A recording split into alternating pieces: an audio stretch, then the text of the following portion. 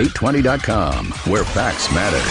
You've been working hard all day and didn't have time to catch up on the news during work. And that phone just wouldn't stop. We've got you covered. Joan Esposito, live, local, and progressive. We will fight as many places and as many times as it takes to get this power back. Joan Esposito, afternoons from 2 to 5 p.m. WCPT 820.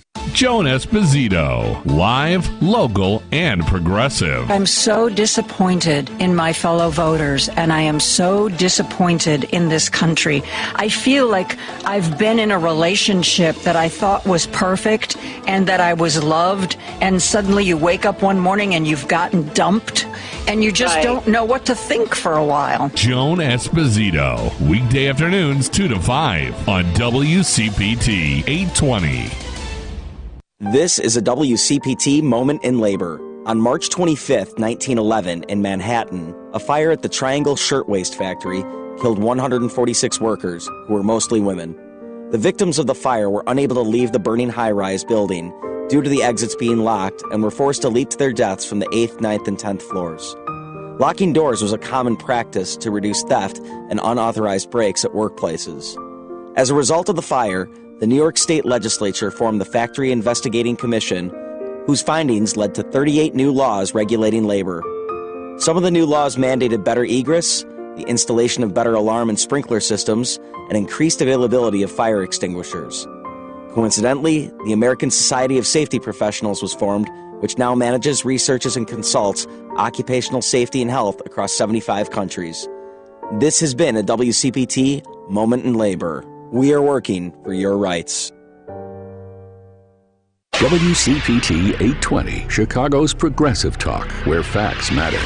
I'd like to welcome you to WCPT AM's Out Chicago. Think of us as Sunday brunch with your gay best friends. Now please welcome your host, Scott Duff. And a happy Sunday fun day to everybody out there. Scott Duff here along with Ellen Miller. Happy New Year. Happy New Year. It's Happy very New quiet Year. in my ears It is right quiet now. in my ears. All right, there we go. It's fine. Hey, it's there we go. Hello. Ringing in the new year with a ringing in our ears. Baby. We can totally hear. Thank you, Devin. Oh, yeah. Happy New Year, everybody. Happy New Year, everybody. It's going to be a bumpy ride And this year. happy anniversary. I know. We'll talk We're about at the that. beginning of our 12th year. Today, the actual day. It's actual day. Marks the 12th year. We're starting our 12th year of Out Chicago on WCPT. It's crazy. OMG, Scott. OMG. It's OMG. I was so much younger then. We all were. Yeah, you were too. We all were. Yeah, you were a baby. Now you're old. I am old. You're true. catching up with me. I am catching up with you. Yes. But to celebrate, we've got a fabulous show today. It is award season. Award season officially begins tonight. I love it. Gives you something to do in the winter. I know. To watch, I know. the shows. The Golden Globes are coming up, and next week is the Critics' Choice Awards, and Chicago's very own Nunn on the Run, Jerry Nunn, is going to be joining us on the phone the second hour to talk about the best films of 2024. We always love when Jerry joins us. Yes. He's got a lot of dish to serve up. He sure does.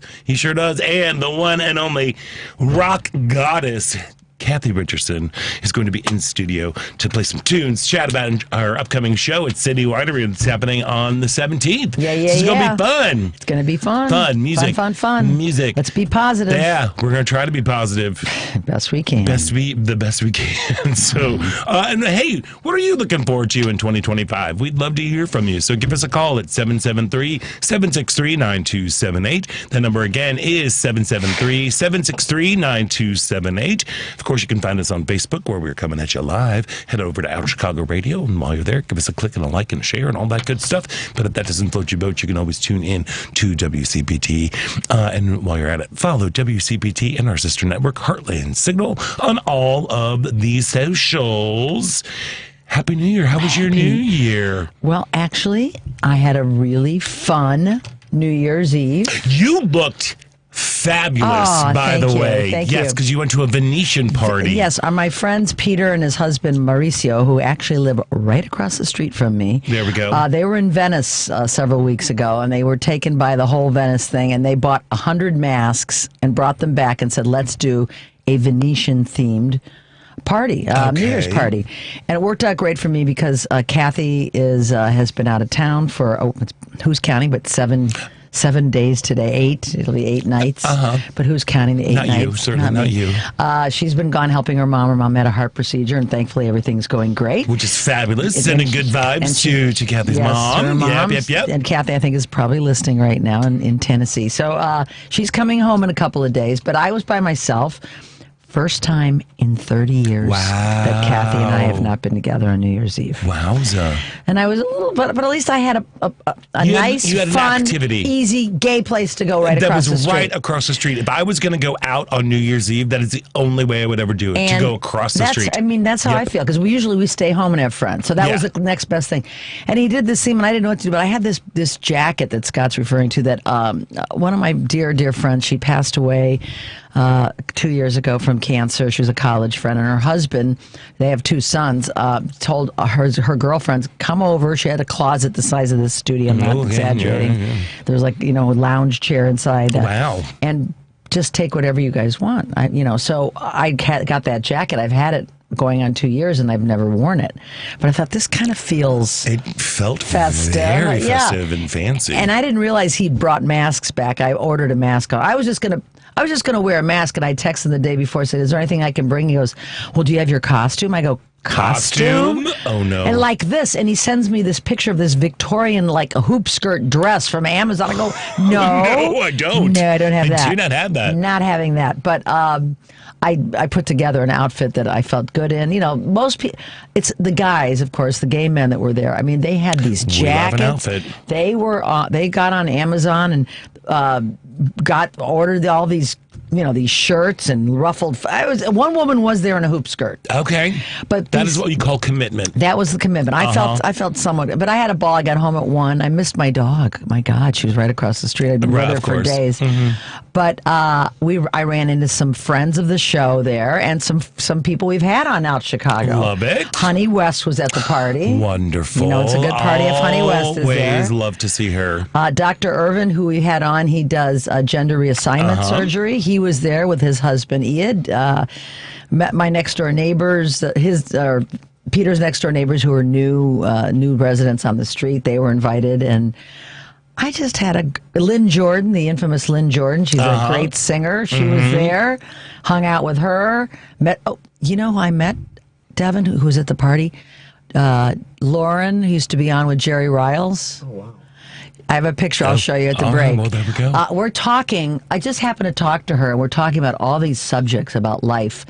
And then one thing led to another, and we're talking about following your dreams. She said, I was in broadcast, I was on Comcast, and I was on radio. I go, what radio were you on?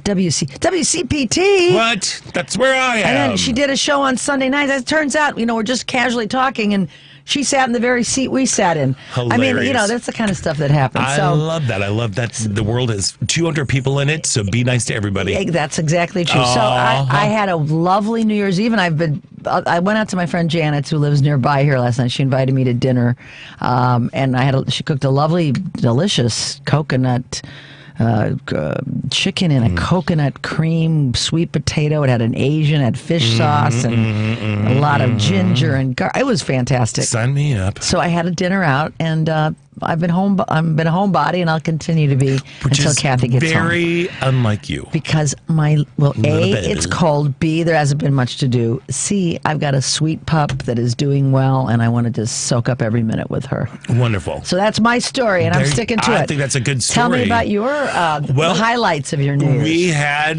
the Memphis invasion. Yes, happened, as you do. As we do, and we decided to embrace Tuesday as Taco Tuesday. You said did you get goat? Weren't you going to try No, and I didn't get get goat? Well, I was trying to find goat, but I did not find goat. But I did make the best birria on the planet. It was my first time making it. With the beef? Yeah. Yeah. Oh, my gosh. It's so good. Of course you did well. It was so good. We made this big feast of we made beef birria, and I did these stuffed poblanos with, black beans and kale and vegan cheese, because we had a vegan there, like vegan cheese, vegan sour cream. It tasted really good. Oh, good. Okay. Really Some of that vegan cheese, I'd rather just... Well, yeah. It's getting better, though. Vegan cheese is really getting better. If you're looking to go plant-based, and you need your cheese. Because we did plant-based I did plant-based for a while. I remember you did that for a hot second. And then I'm like, I really miss cheese. Yeah. That was really hard for me. But yeah, and we did like roasted cauliflower, like Chipotle roasted cauliflower tacos. And it was just really wonderful. We had sparklers at midnight because that's what we do. We light things on fire. Had a great time while they were here. They went to go to the Art Institute. One of our friends, adult kids, was there with his girlfriend, so they went into the Art Institute. Jerry and I and our friend, we just decided we're going to go to lunch. So we just hung out and had lunch downtown and got some gelato. Don't you feel like a tourist in your own city sometimes? I love it. Oh, yeah. I do too. Yeah. We went to, we ended up going to Little Goat. Oh, by us? Oh, very nice. On Saturday or some Friday. Was it crowded? Probably. No, it wasn't. Surprisingly, it wasn't too bad. But my favorite day is New Year's Day. Yes. When the neighbors come over and we do the traditional, I'm married to a Southerner, so we've got to have black-eyed peas, greens, and cornbread. Of course. On New Year's Day. And the neighbors came over and we played board games from about 1:30 in the afternoon until 1 o'clock in the morning. What was your favorite board game you were playing? Well, we did. The biggest thing, we only got to 2 because we played this dominoes game that is like 13 rounds, and we wanted to get through all 13. It's a lot. So that's what. So we did. Sure. Yeah. So we did that. But I got a new game for my birthday called Wavelength. Okay. If you are with a group of people, I think you need at least 4. I think it works better with 6. But it is the New York Times has rated it as one of the best new games. It's fabulous. It's so basically it's a guessing game where you get categories. It's like good, evil, and there's a dial that you can go, kind of like a meter, like how good or how evil is it? Like a lie detector. Almost. Yeah, and you, like, the person, like, you have a clue. Well, it's good versus evil or whatever. And then you have, there's a thing that only one person can see, and it shows where the points are hidden along the spectrum. So you have to try to give a clue that will have your team guess, say, what is, like, 60% evil. Or what is 60%, brings you joy, something like that. And you can only give them one clue, and then they debate. It's really fun. That sounds fun. It was so much fun. You mentioned that other game. Kathy went and bought it right away. Yeah. But we need more than 2 people to play. So we haven't had anybody at our house in weeks. So. Well, that's why I said for Thanksgiving. That's what. Well, good luck with. Yeah, I tried. I know you did. We tried. I know. Some people just aren't game people. I know. I like game. We used to play when we were little kids. Yeah, I love Candyland. You know me. I love games. I love playing games. I know. I like them once I'm into them. Yeah. So we just play games and everything. And then during the New Year's, over the New Year's, I became a lesbian. It's been amazing. I watched bowl games. Ooh, so did I. I went bowling. I fixed a toilet, and I carried so much firewood. So I did 2 of the 5 that you did. I carried firewood and watched bowl games. Yeah. We had to watch the Gator Bowl because Ole Miss was playing. And I was rooting for Ole Miss. They did a real good job. They killed. I love that they you were just watching pummeled it. Duke, right? It was Duke. They played. It was Duke. It was kind of embarrassing. Yeah. I felt bad for Duke. Yeah, because they did not play as well as they should. No, they didn't. They didn't. For that privileged place that it is. Yeah. Yeah. No, they didn't do anything. And then we ended up watching the Duke's Mayonnaise Bowl. And I watched that too. And all these crazy things they were eating. How many bowl games? There's so many now. And it just seems kind of like. There used to be like 4. I know. When we were kids. Sugar Bowl, Orange Bowl, Rose Bowl. That was about it. Cotton Bowl. I think that was about it. Fiesta Bowl. It was like 5 bowls when we were kids. Yeah. And now there's 25 at least. I know. So it kind of doesn't that kind of take it away? But you know what? It's really given me something to do when Kathy's been gone because there's not a lot on television as far as, my Jimmy Kimmels and all that late night stuff I like to watch. So I've just been, whatever the game is, I play guitar in one room and I have the game on in another and I peek and see, is it a close game? Should I turn the volume up or should I continue to amuse myself playing guitar and singing? But wouldn't they play games anyway, even if it wasn't just a bowl game? No, the seasons, these are just These are playoffs extra. and extras. Yes, not everybody plays bowl games. For a lot of colleges, the season has been over for weeks. Well, but now it seems like everybody's playing a bowl game because they've got like the Duke's man. Look, I love Duke's mayonnaise. You know, I've got a deep love. I know you do. And these poor people had to eat like Duke's mayonnaise and banana sandwiches and stuff. They were eating a lot of They weird were eating Duke stuff. some weird stuff. I know. There was a guy there was a Cheetos bowl a couple days ago. A guy was broadcasting from a vat of Cheetos. Well, Some executive comes up with all these promotional ideas. yeah, it just, I'm like, all right, everybody, like, let's pump the brakes on these bowl games. You know what I mean? Because it just doesn't seem like. But there, like I said, when there's not much going on, like there hasn't, Read a book. Oh, God, no. You know? Scott, I hate to bring it to you. These bowl games have been here forever, but they weren't always the Cheetos Bowl and the Duke's Mayonnaise Bowl. Let's all say a word together, guys. Capitalism. Oh, there And they've been go. buying the names to all these bowls, Yeah. and that's why you even see more about them. And they're doing things like giant vats of Cheetos or mayo and banana sandwiches or killing Pop-Tart mascots on TV. That is yeah. weird, the Pop-Tart Bowl. I discovered that, too. I'm like, okay, maybe I'm not as much of a lesbian as I thought I was. The first time I ever heard, like, I think a FedEx Bowl or something many years, I'm like, how dare they? But as someone who sold for 24 years, I mean, that's all we did was come up with ideas on how we could capitalize on sponsorships. Yep. No, I get it. It's just corporate America still wants more. So that's what you do. I guess so. But it just seems. But it made it it was kind of funny. I mean, to have some of those, watching those guys eat that weird stuff with mayonnaise. And, Okay, so now I've got a question. I am taking away my lesbian card because I'm very confused. Okay. So there've always been the same number of bowls? No, Is that what you're there's more. saying? I There's think more now. There's more now. It seems like, There's more now. because it seems like it's like the Dukes. Here's the thing. It reminds me of like when I was a teacher and they were going, we were giving out awards to people and I wanted to give some students multiple awards and they're like, well, no, they're already getting an award. I'm like, well, but they're the best at this thing that they're getting. They should get this award as well. And like, you have to spread it out. So it's like everybody gets a prize. So it seems like every college team now gets to be in a bowl, even if they have like a 6-6 record. You know what I mean? Yeah, there's a little just of seems that. like There's a little of that. There's a little, but there's a lot of teams that aren't in bowls. But there are a lot of bowl games. There's a lot of bowl games, and again, I'm grateful because that's all I had to do for the last week is watch those games. What? Read a book. Well, read a book. I played guitar a ton. Of course you do. I cooked. I cleaned. I had a bowl game on and played guitar. In the back, had it going on. Maybe had a gummy here and there. As you should. Just enjoying my vacation or whatever this is, holiday time. Yesterday was my first day off with nobody, nothing. I'm getting kind of used to it. It was wonderful. After I walked the dog in the afternoon, I changed into long underwear and this gigantic hoodie that I call my Eton dress. And I just sat in front of a fire, and I finally read my holiday issue of Bon Appetit, and we just watched. Here, I know Golden Globes are tonight. Yes. We watched Emilia Perez on Netflix. Holy it's available on Netflix? It's a Netflix movie, yeah. Oh, good. Holy smokes. Is it? You liked it?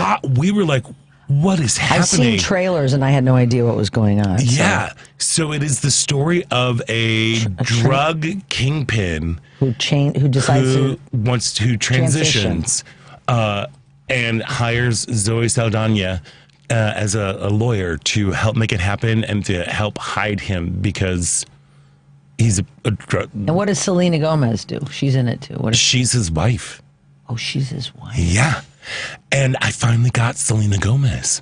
Yeah. Because we've made fun of her acting. Well, I don't make fun of her acting. I just don't understand her. There's a lot. I know she's gonna. By all accounts. Yeah.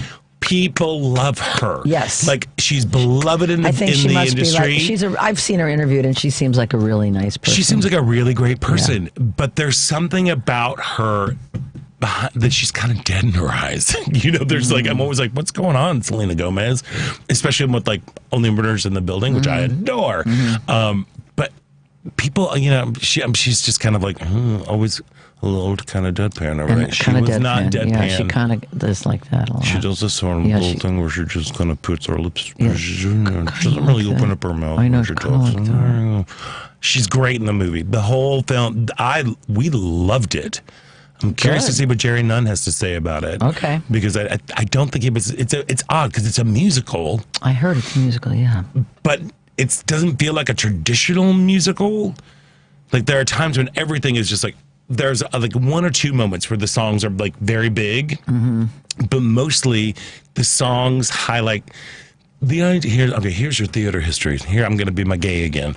Here's like what happens like with musical, like in a musical, a character is supposed to be feeling such an intense emotion that they have no other choice but to sing. Okay. Like that is how you approach it as an actor. And usually it's a very big moment. A lot of the moments were very small and interior, and they kind of let you know like what's going on inside their head in a very personal way. It's really lovely. So when it came out in song, it was kind of a surprise the way they were feeling. Yeah, and you're like, and the whole thing is in Spanish. Oh. It's discombobulating because it's a French film that takes place in Mexico City. So you have like, it's all these French filmmakers. So it's subtitled. It's subtitled.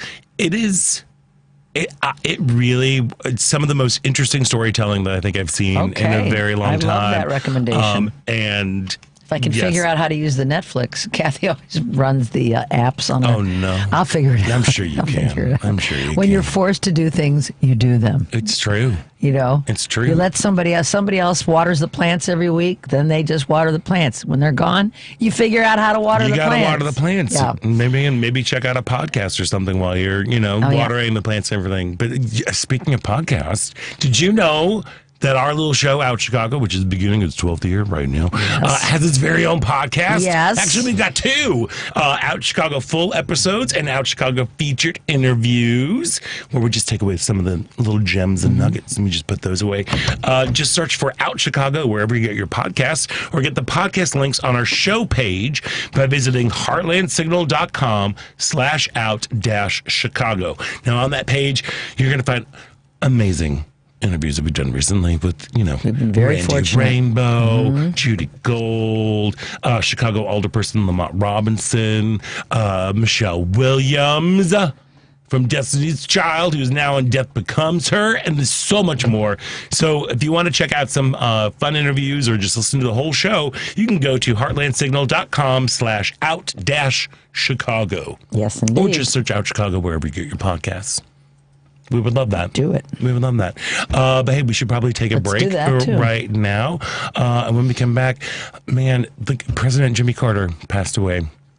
I know. He passed away, and President Biden has been awarding some medals of freedom, and I thought that was really great. So we're going to dip our toe into that the first show of 2025. So stick around. You're listening to Out Chicago right here on WCPT Heartland Signal. Think Theory Radio. Dr. Hande Ozdinler, she is a neuroscientist, but also an artist. It seems as the larger we go, like, the galaxy, the sky, and then also as small as we go, right? The nanostructures, the atomic interactions or cellular interactions, there is so much resemblance, like there is a secret or there is an unspoken symmetry. Think Theory Radio with Damian Perdue. Saturdays at 6 p.m. on WCPT 820. Bag huge savings on your painting project at Menards. With over 100 years of paint experience, Dutch Boy is the perfect choice for your painting projects. Give your space the platinum treatment with Platinum Plus interior paint. It's a premium paint and primer in one, with amazing stain resistance that gives your space a long-lasting finish. Check out Mapped Blue, Dutch Boy's color of the year. Plus, get 15% off everything you can fit in the bag. See store for complete details. Save big money at Menards. This is a WCPT Civil Rights Snapshot. When the United States entered World War II, President Franklin Roosevelt believed that Major League Baseball should continue despite most of the players being off defending their country in the war. Worried about the future of the sport, Philip Wrigley founded the All-American Girls Professional Baseball League in 1943. Despite being the first league for women, the league did not want any racial integration and turned away pitcher Mamie Johnson because she was black.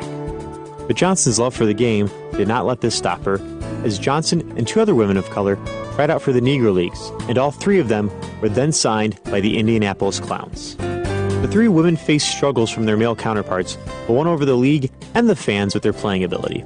During their run, the Clowns had the highest attendance, beating out any team in Major League Baseball and the All-American Girls Professional Baseball League. Please stay vigilant about our civil rights. The fight is never over.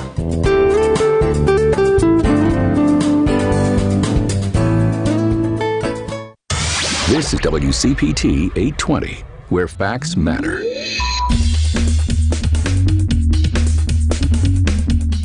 I'm Amanda Civitello with Creating Iris. Welcome back to Out Chicago on WCPT. And welcome back to Out Chicago. Scott Duff here, along with Ella Miller, rolling along into 2025. Speaking of rolling, when I went bowling, I did really good. Maybe if we do another holiday party, you can have the day off and come show us your talents. Let me tell you, I totally WCPT. guttered. I got zip for my first thing, and I'm like, no, come on, Duff, let's focus.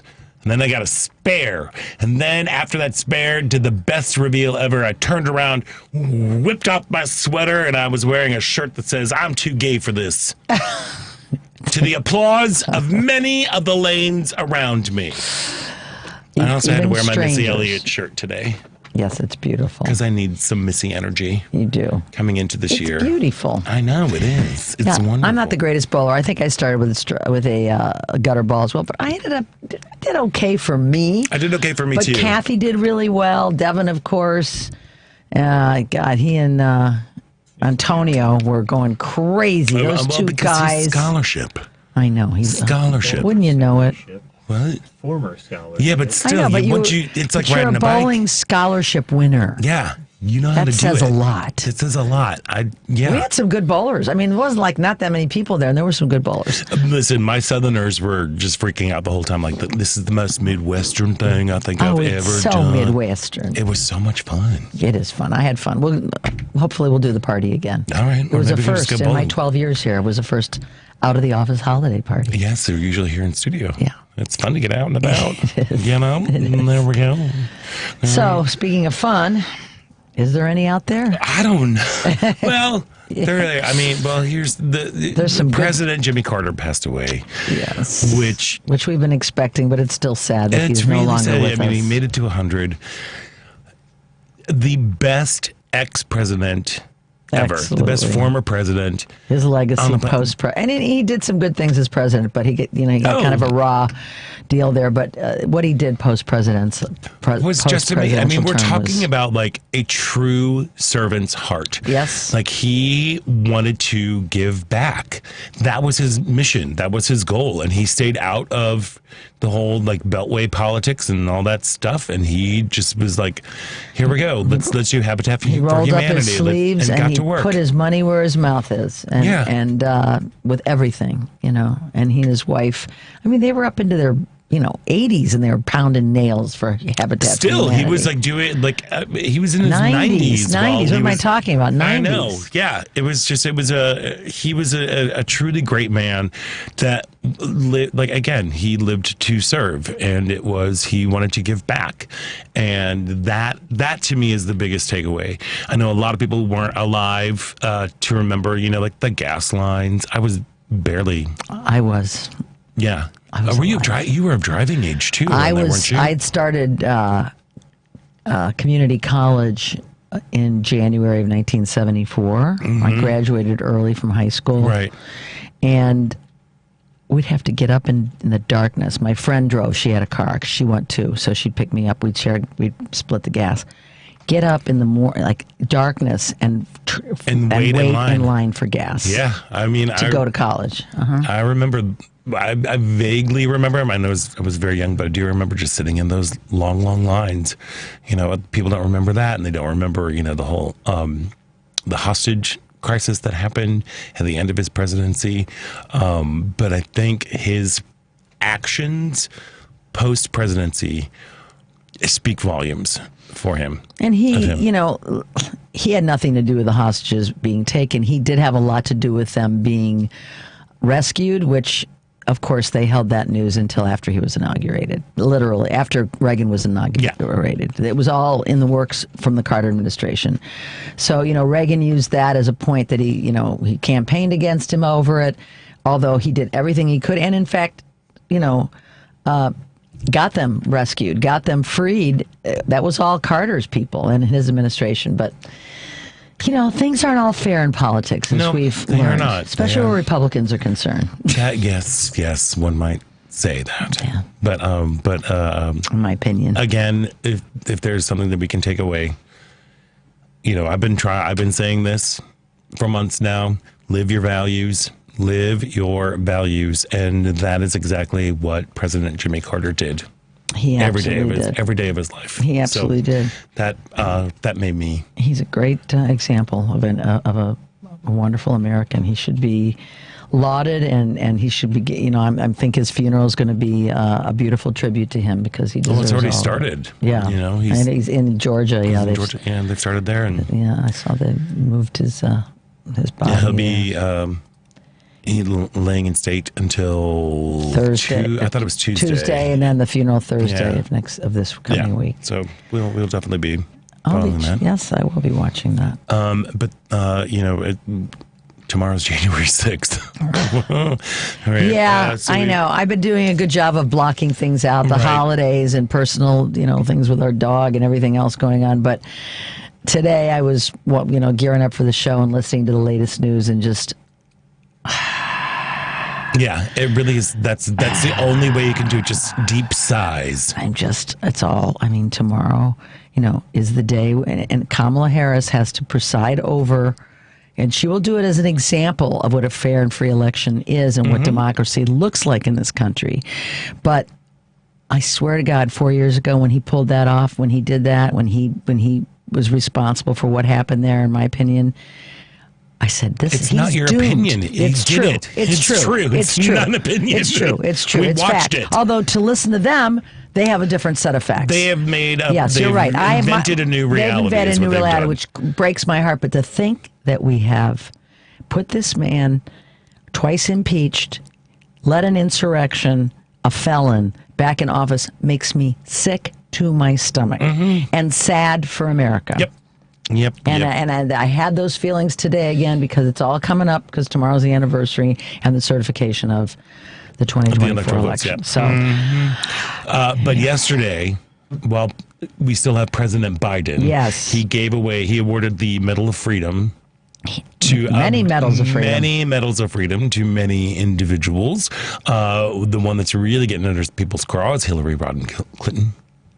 Which I don't understand why people would be upset about that because she was, a first lady, a senator, Secretary of State.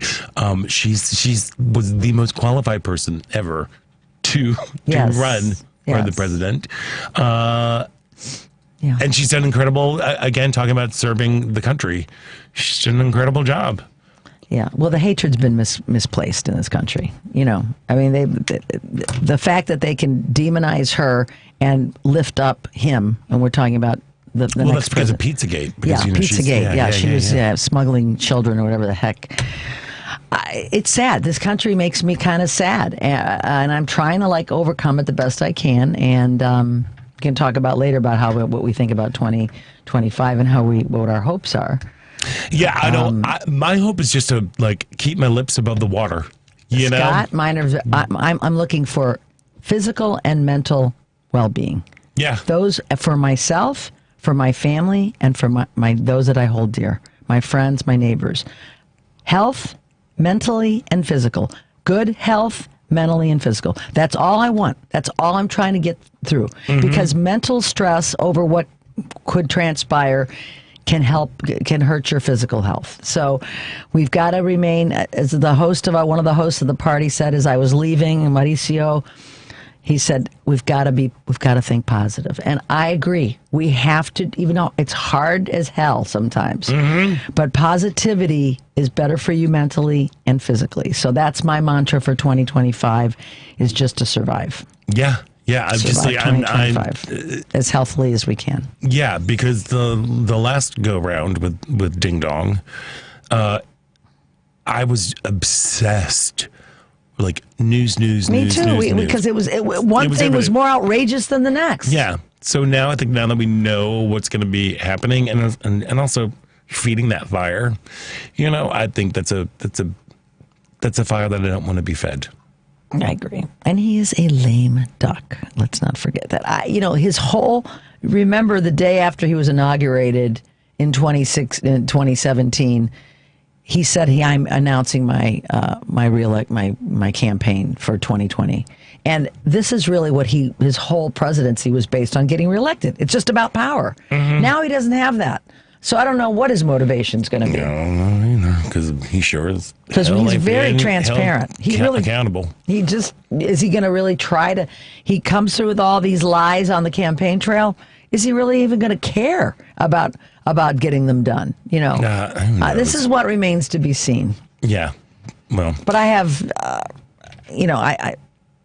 think he's deplorable, and I think that maybe it'll be minimized. Maybe things are so close in the Senate and Congress that he won't get much done, and we'll just have to put up with him for a few years. Yeah, because he definitely got off to a rocky start.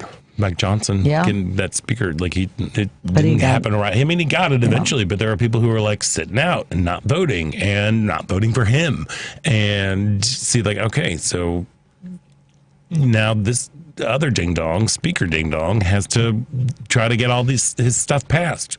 Good luck. Good luck. I mean, I'm just gonna pop popcorn and watch y'all do it, because it's all you have. You have all the branches. It's all you. You even have the Supreme Court in your pocket. So. Yep. Yep. So just survive 2025. Survive as healthily, mentally, and physically as you can. That is what I am hoping to do. That is really just keeping shut out the bad noise if you can, and try to focus on positivity. Mm-hmm. Which is what happened yesterday with the Medal of Freedom. There were other people that were nominated, like Jose Andres. Yes, he's done so much. Again, another person who feels like a true servant's heart. Yeah. He is a world-renowned chef. He also started World Central Kitchen. He has brought aid around the world with this. He's lost people. Some of his people have died doing this work, trying to feed people. I just adore him, and I also love his food. Oh, I've never had his food. You haven't? No. You got to go to Alejo downtown. Yeah, I know he's got a restaurant here. Yeah. What's it called? Alejo? Alejo, I believe. There's a couple restaurants here, but it's really good. You've got to try his olive. It's this deconstructive olive thing. Wow. It's really great. You got to check it out. His food is lovely. George Soros was a controversial pick. Very controversial. And I was wondering, I'm like, that just seemed kind of like a big old middle finger. And I love it. I'd say go for it. Yeah. Go for it, President Biden. Just kind of like, hey, we've got our billionaires too, since Elon Musk seems to be running everything. Yeah, they have no problem with those billionaires trying to dictate things.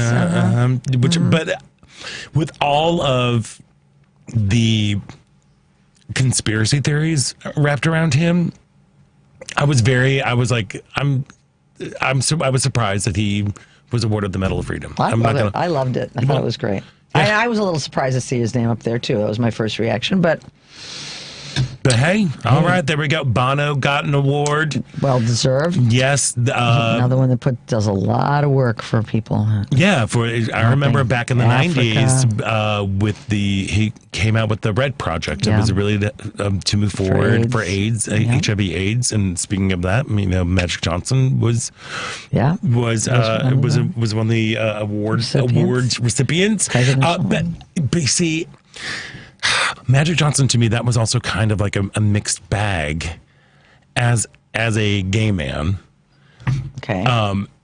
Because he announced that he was HIV positive. Right. But it wasn't until he did that that people cared about HIV/AIDS. I remember it like it was yesterday. And it was always like, and it's not his fault. No. Nothing to that, but like, and I get, it was an odd moment to be like, okay, so now you're worried. Yeah, because of superstar straight ball player, straight Super Bowl. Yeah. Superstar basketball player. Yeah. That was always a weird one, but especially somebody who has the resources at the time to get all the treatments, because a lot of people didn't. No. I don't. So that was, again, nothing against him. it was more about just society. Yeah, but that's society for you. I know. Jane Goodall, who I love. I met her. Did you? Yes, Jane Goodall came to the school where I taught. Oh, nice. High school, and I was there to help greet her and set everything up for her. She had this whole big speech for our student body in the field house. I got to meet her. She's very tiny. Beautiful silver hair. But oh my gosh. So it was open to, of course, to the entire school. We had a middle school and an upper school. So they all came, parents and family were able to come. We were in the field house. And Dr. Jane Goodall, she was introduced about all the, great introduction. She got a lovely ovation. And then she started her speech. She just went, ooh. Ooh, ooh. She started making monkey sounds. She started making these monkey sounds, and I'm like, oh no, Jane Goodall, please don't do this. And I look over to the bleachers, and you can just see the entire. No, they're not. They're trying not to laugh. They're trying to be respectful. They're trying to be respectful. I'm like, way to go, kiddos, because I know I was just like, that is how you greet people in the morning in the jungles. And I'm like, I love her. Okay. She's so authentic. We share a birthday. Oh, she's wonderful. One of my many birthday buddies that I have. Yeah. So I always had a special affinity. Yes, but she's great. I mean, she was lovely, and the work that she's done has been I'm glad they're honoring her. Yeah. Yes. Other nominees were, Ralph Lauren, big old fashion designer. Yes. Bill Nye, the science guy. Yeah, I love him too. Because, we still believe in science. Most of us. Not all of us. We all believe in science. Michael J. Fox. Denzel Washington, Anna Wintour, which also got under Mega's crawl because she didn't put Melania on the cover of Vogue. Good for her. She didn't do that, and Dr. Jill Biden was on twice. Good. So, she's got taste. There we are. So there's a little bit of a petty thing going on. Good taste. That's why she's been successful all these years. That is true. That is true. Hey, do you know who else has good taste? Who? Richard Chew. Monday on Choose Views, he's going to be taking your calls and talking to Alex Nikin, government finance and accountability reporter at Illinois Answers Project. Choose Views weekdays from 6 to 8 a.m. Central, right here on WCPT 820. We should probably take a break, and when we come back, we're going to, we were talking about what's coming down the road in 2025. We don't have crystal balls, but we're going to play something for you that'll help, I think, as we move into the new year. So stick around. You're listening to Out Chicago right here on WCPT.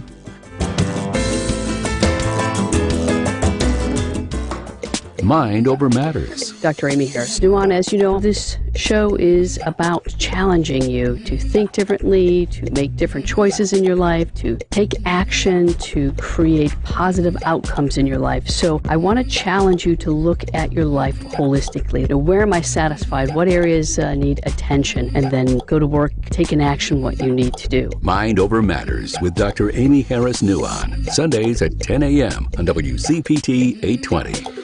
Slippy coffee check. Talk to doctor now and share it. Nearly 1 in 2 U.S. adults have high blood pressure. That's why it's important to self-monitor your blood pressure in 4 easy-to-remember steps. It starts with a monitor. Be next to talk to your doctor about your blood pressure numbers. Get down with your blood pressure. Self-monitoring is power. Visit managerbp.org. Brought to you by the Ad Council, the American Heart Association, and the American Medical Association, in partnership with the Office of Minority Health and Health Resources and Services Administration. I'm Smokey Bear, and I made an assistant to help you prevent wildfires. Dude, I've got this. I've been camping since I was 5 years old. But I am a camping influencer. You know what? I'll bet you $5. Assistant Smokey, what is the best way to put out a campfire? To put out a campfire, drown with water, stir, drown again. Then make sure the fire is out cold by feeling with the back of your hand. Wait, really? I'll take the $5. Learn more at SmokeyBear.com. Brought to you by the U.S. Forest Service, your state forester, and the Ad Council. You're listening to WCPT 820 because facts matter. Welcome back. I'm improviser Matthew Van Colden. You're listening to Out Chicago on WCPT 820. And welcome back to Out Chicago. Scott Duff and Ella Miller trucking along right here in the first show of 2025. As we said earlier, tomorrow is January 6th. That's when the electoral votes are officially counted. Pretty certain there's not going to be an insurrection, but hey, let's not count it out because those people are dumb and do dumb things. So, and we also, here's the thing that we've been talking about. We've been talking about this since the election, about how we do not know what's going to happen. Right. We got an idea, but we have no idea what is coming down the road. Yeah. In fact, right after the election, we spoke with the CEO of Equality Illinois, Michael Johnson, about what they are going to be focusing on as we head into a repeat of the ding-dong regime.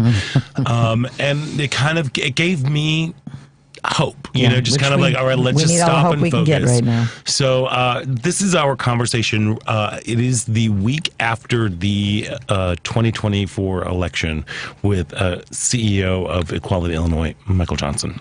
I was taught some really important values by people like Fred Rogers. It's always good to remember his words, to look for the helpers in dark times. And there is no one is more of a helper than Brian C. Johnson, CEO of Equality Illinois. Brian, thank you so much for joining us today. Scott and Ellen, it's so good to be with you. How are you and your loved ones? Girl, we're holding on. We're holding on for dear life. I've got burpy tummy all the time. I feel like astronaut diapers might have to come into play. It is just awful. How are you holding up? How about you, Brian? Yeah. You and your husband and your daughter.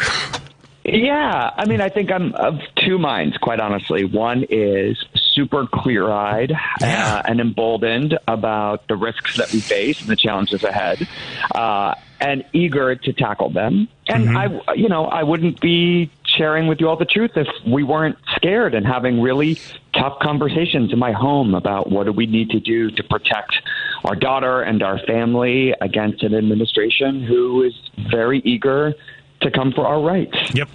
So what does the road ahead look like for LGBTQ folks? It's funny. I'm glad that you said that you were clear-eyed, because I've had this strange, eerie sense of calm. Just to be like, okay, let's just focus, see what's going on. But what are you all looking at Equality Illinois? What do you think? What do you see as potentials that are coming down the road? I know it's like look into a crystal ball, but I don't think we have to look too far, except for Project 25. I was going to say they wrote it out in a blueprint. Yep.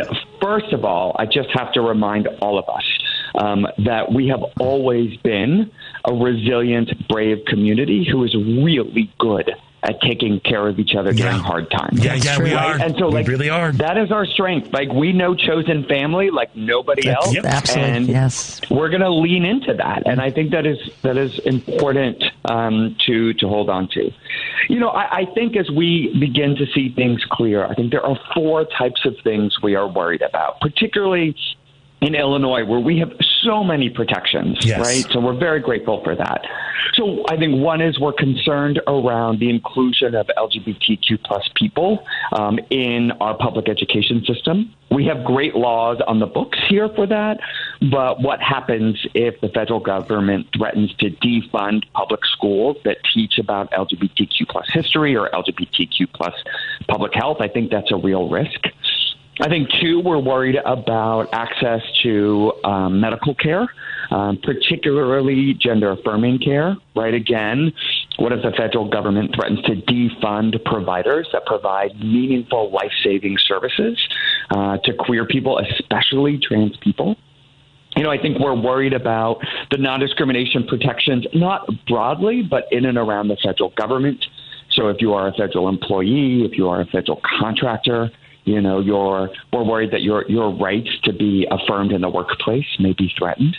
And then I think, there's fourth around concerns, and I think it's overlapped, is military service, right? I think the opportunities for queer people, LGBTQ plus people, to serve our country openly and bravely in the military, I think will be curtailed.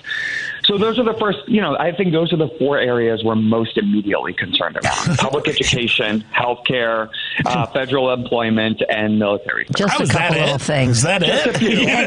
And Brian, with him having the Senate and likely having the House, what are our means to fight back on all this?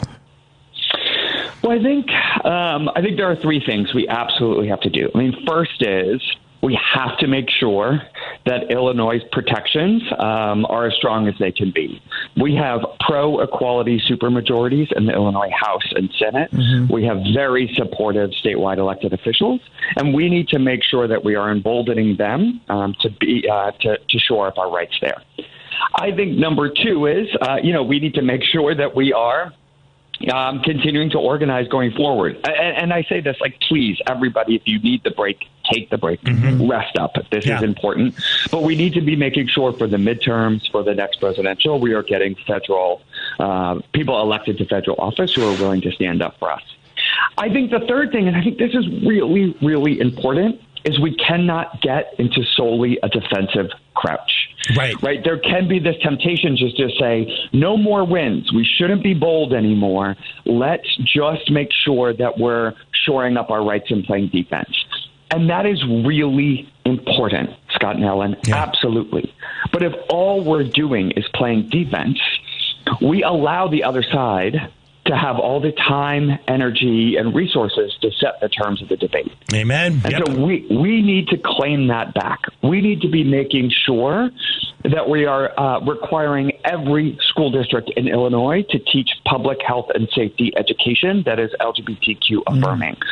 We need to make sure that we are protecting the lives of sex workers by making sure we are decriminalizing sex ed, right? We need to make sure that we are advancing LGBTQ plus rights, because Illinois should be even more protective of its queer population. And we need the people who want to come for us to be reacting to us and not just setting the terms of the debate that we have to respond to. Yeah, well, now, Brian, I'm glad you brought that up, Brian, because, it is Equality Illinois, so it is all Illinois. Have you heard anything from, downstate to, what the reactions are to, because you work with agencies across the entire state.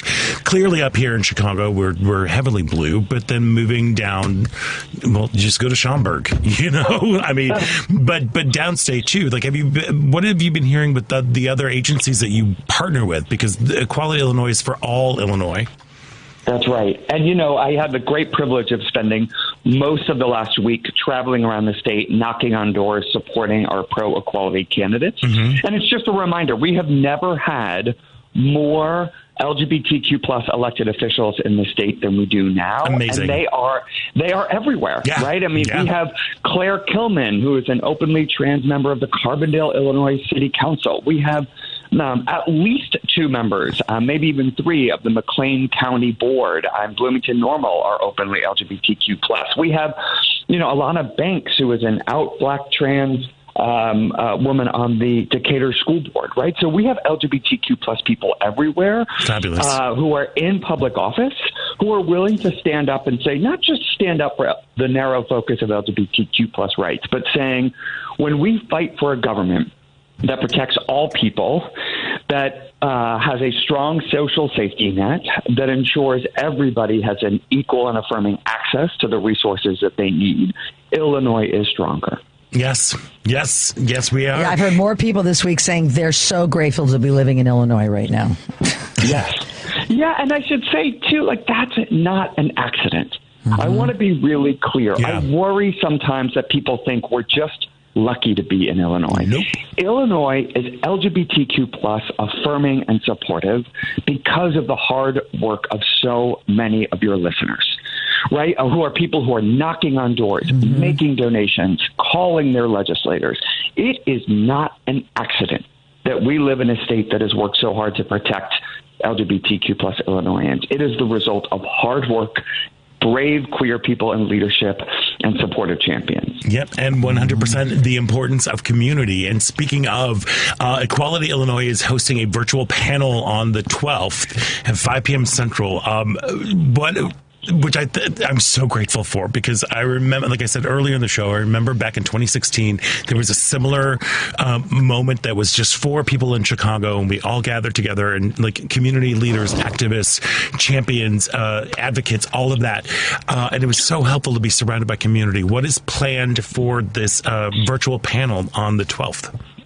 Yeah, so what we're going to do, again, thank you for this. It's Tuesday the 12th from 5 to 6 via Zoom. We are going to be walking through what we understand to be the greatest challenges that we need to be facing, early stage hypotheses about what we need to be doing to respond to that, and ways to support LGBTQ plus led and serving organizations in this fight.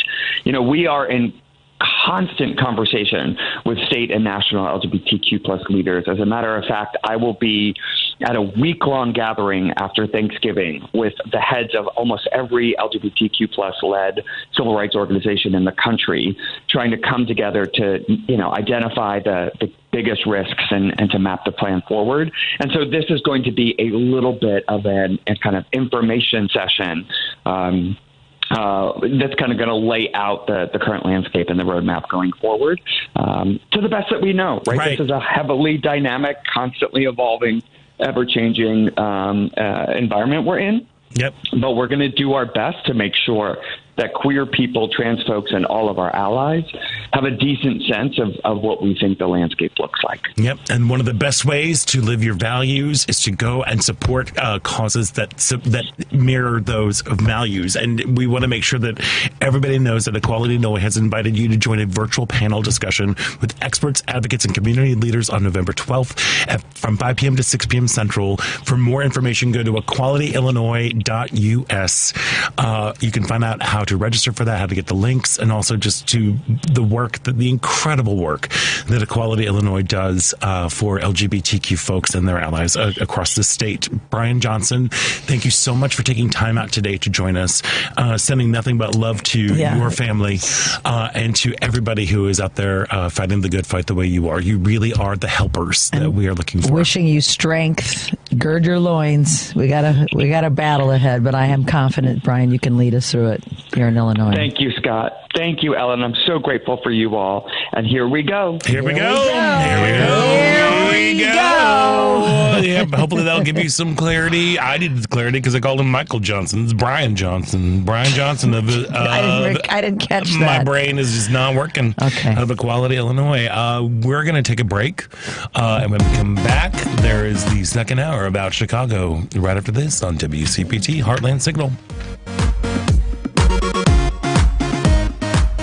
Think Theory Radio. We're joined by Allie Mae Miller, hypnotherapist. Hypnosis is portrayed in media in general. Manipulation, mind control. People think it's like a truth serum. My clients describe it as they're in control the whole time. It's definitely not a truth serum. The client decides what they share with me, even in a state of hypnosis. Think Theory Radio with Damian Perdue. Saturdays at 6 p.m. on WCPT 820. When I'm in the car, I'm always listening. Driving it home with Patty Vasquez. Patty Vasquez. Weeknights 5 to 7 on WCPT 820. NBC News Radio, I'm Lisa Carton. The nation is honoring and celebrating the life of former President Jimmy Carter. The 39th president died last weekend in his home state of Georgia at the age of 100. Carter's family and friends are remembering him fondly. Jim Forbes has more. His grandson, Jason Carter, spoke Saturday at the first of several memorial services and praised Carter's lifelong humanitarian work. While we mourn my grandfather's passing, I know in my heart, and you all do, that his legacy will live on because of your spirit and your knowledge and the work and the track record that you do every day. The motorcade of the 39th president arrived at the Carter Center in Atlanta Saturday afternoon, where he will remain for several days for public viewing. Carter's remains will stay at the Carter Center through Tuesday. He will then lie in state at the U.S. Capitol, and a national funeral at the Washington National Cathedral will be held on Thursday. The U.S. is planning to sell $8 billion worth of arms to Israel. The Biden administration notified Congress on Friday of a new weapons package for for Israel that would include thousands of bombs, air-to-air missiles, and artillery shells. The Wall Street Journal says it would be one of the largest new arms sales since the Gaza war began in 2023. A state of emergency is in effect for several eastern states as a major winter storm is expected to bring some of the coldest temperatures to the region in over a decade. Here's Scott Carr. Kansas, Kentucky, Arkansas, and Virginia have all declared states of emergency, while officials in southern states like Florida and Mississippi are warning of dangerous cold. A blizzard warning is in effect across the region, and blizzard conditions are possible today from Kansas to West Virginia. The storm is expected to dump heavy snow on Virginia, Baltimore, and Washington, D.C. Dangerous to impossible driving conditions and widespread closures are expected. You're listening to the latest on NBC News Radio. This is Chicago's Progressive Talk, 820 AM, WCPT Willow Springs, and online at WCPT820.com, where facts matter. Hey, WCPT listeners, stay ahead of the curve with our new offering, The Lead. It's your weekly roundup of the news you might have missed. As an independently owned progressive outlet, we bring you breaking stories and analysis you won't find anywhere else. Sign up now for The Lead at heartlandsignal.com. Stephanie Miller. Bob Cesca joins us now. Oh, God, shut down the internet. Can we just shut it down? We just got to unplug it. We need a timeout from the internet. Yeah. All of American society. I think, you know what? I say that half jokingly, but the other half is like, yeah. As someone who worked his entire career on the internet, I feel like we just weren't evolved enough. We weren't ready when it came along. Came along way too soon. Stephanie Miller, weekday mornings, 8 to 11 on WCPT 820. I'm Smokey Bear, and I made an assistant to help you out, because only you can prevent wildfires. Hey, Assistant Smokey Bear. Call me Papa Bear, because I'm grilling up dinner. Do you get it? Yes, good job. So, what should I do with all these coals? Don't just toss them out. Put them in a metal container because those embers can start a wildfire. I understand. The stakes are high. Ha, ha, ha, ha. Learn more at SmokeyBear.com. Brought to you by the U.S. Forest Service, your state forester, and the Ad Council. Alexa, play WCPT. WCPT from TuneIn. I'd like to welcome you to WCPT AM's Out Chicago. Think of us as Sunday brunch with your gay best friends. Now please welcome your host, Scott Duff. Welcome back to the second hour of Out Chicago, our first one in 2025. Yes. The beginning of our 12th year on the radio. That's just bananas. And bananas and Duke's mayonnaise. That's what that is. That's bananas and Dukes. Bananas and Dukes mayonnaise. That's as crazy as that is. Look, but do you believe it, though? Seriously, it's been 12 years. No. Oh, my God. Like I said, this has been my longest job ever. Oh, sweetie. Well, I mean, think about it. Like when you're an actor, you go for like, a couple months. Yeah. It's the nature of your occupation. Yeah. So this has been my longest job. Thank you out there. Yes, we thought we'd have a really fun second hour of Out Chicago. We're all about it. A little bit later on this hour, we're going to have in this studio, a rock goddess. Yes. Cathy Richardson. Mm-hmm. She's going to be here. She's going to be here. She's going to be here, and she's going to be at the City Winery, too, later on the 17th. She's bringing her guitar with her today, too. What? So and I bet you've got a harp or two stashed away somewhere. I always like to be prepared just in case. There's no telling. There we are. Who knows? You never know. I just may have brought my harmonicas with me. Maybe. You got 7 stashed in there, I bet you. No.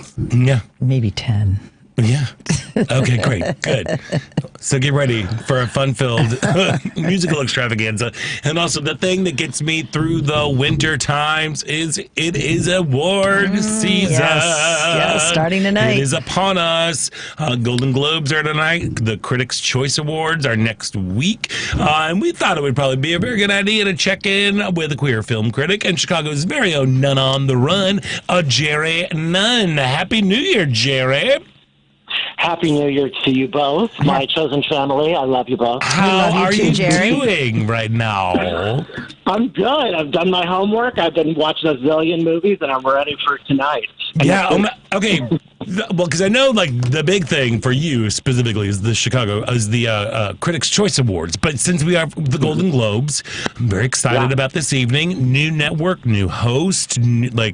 I feel like I have not done well in terms of watching as many movies as I have, because I am not like you doing all the things. Before we get into the nominees, what is in your opinion, what have been some of the best films of the last year?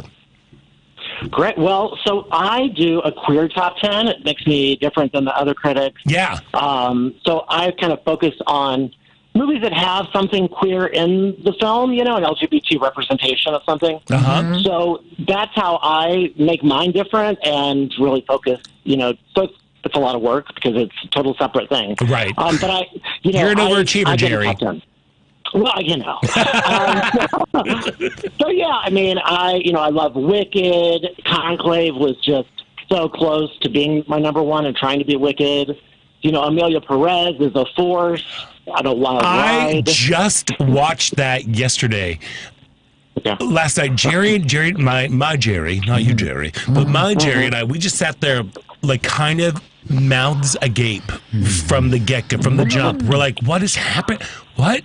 Because we knew very little going into it, and it was truly a remarkable ride. Nice. Yeah, Netflix flew me to both coasts to cover this thing. I'm telling you, they put the money out there.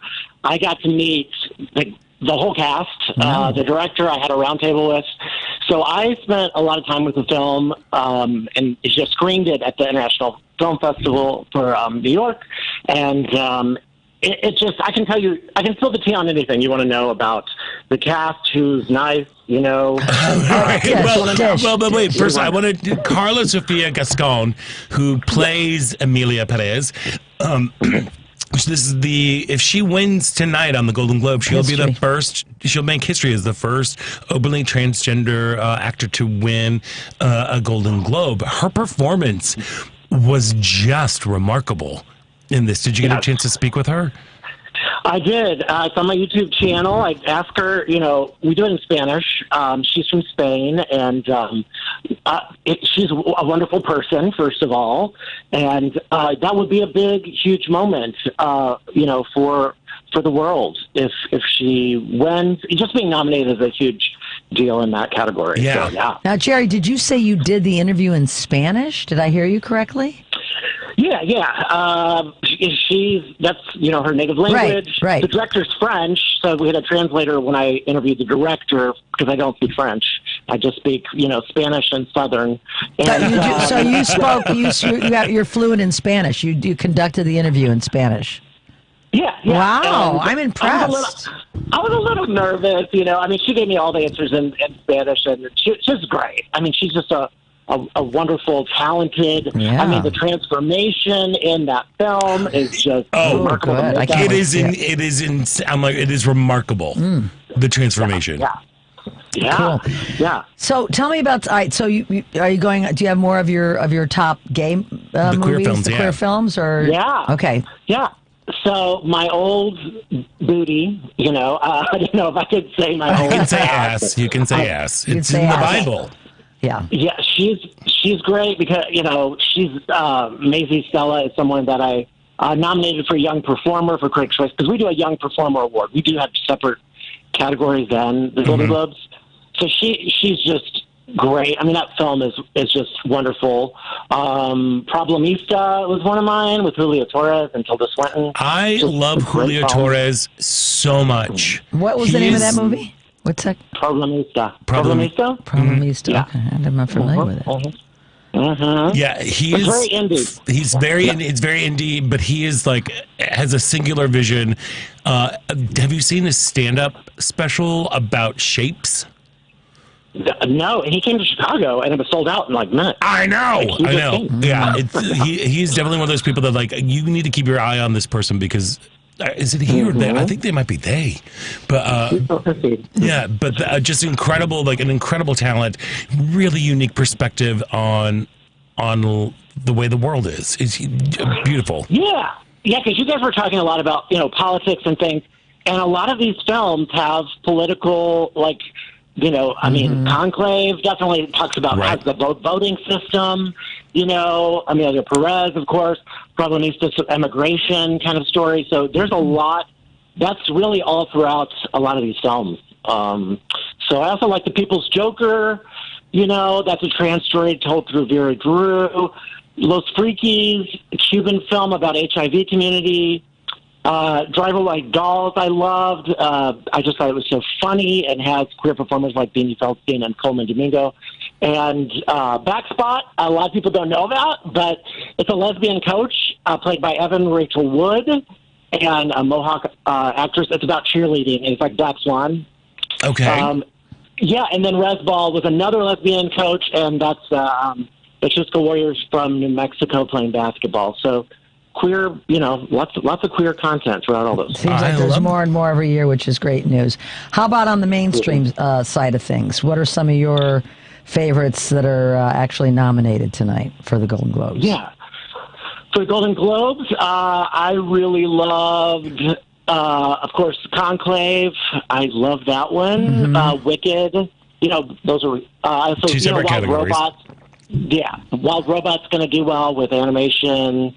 They have a different category that Critics' Choice doesn't have, the box office achievement. So Inside Out was a huge, that's $1.69 billion.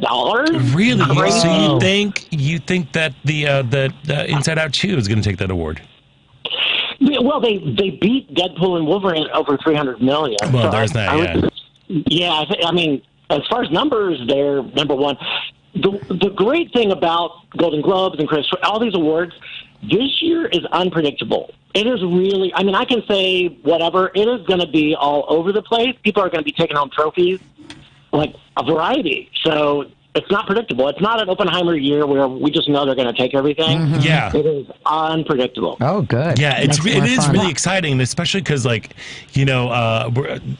way that the Golden Globes has worked, you have the motion picture drama, and then you have the motion picture musical or comedy. So they're divided into two different categories there, which, I'm happy just as somebody who's a funny person, because people never give awards to comedians. They don't give things they're funny, because people have this mindset that if it doesn't hurt, it's not art. And it's harder to make somebody laugh than it is to make somebody cry. So I always get excited about that. But it's also what's really unfortunate, because again, in the category for the motion picture, for the female actor in a musical or comedy, that is like stacked. Oh my God. It right really there. is. I was just looking at the nominees. Wow. So here's my thing with Wicked. I really liked Wicked. I think it was a little too long, because you can go see the whole show in 2 hours and 40 minutes. And unfortunately, the way that it was cut up, to me, it was very much Ariana Grande's movie. It was all about, to me, it felt like it was more about Glinda's story as opposed to Elphaba. And I think Cynthia Erivo, I don't think she's going to win this year. I think she's probably going to win next year after the part 2 comes out.